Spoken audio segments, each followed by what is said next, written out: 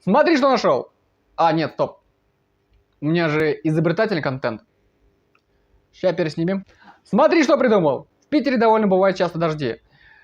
И многие, чтобы не намочить свою шкуру, таскают с собой дождевики. Ну, либо зонты. Дождевики полезны в том, что... В чем они полезны-то? Короче, пофиг. Часто проблема дождевиков это...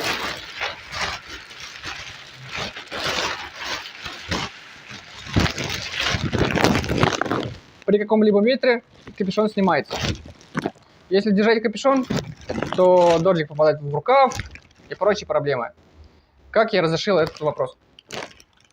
Где кеп? Где реквизиты? Куда делся мой... Что за... Вернемся к теме. Возьмем кепку. Одеваем. Затягиваем потуже. Теперь берем прищепку, либо вот такую клипсинку, как у меня. И все. Ваша проблема решена. Наверное, лайфхак номер 1 для Питера. Скидывайте видео своим друзьям, если не хотите, чтобы они намокли. До встречи.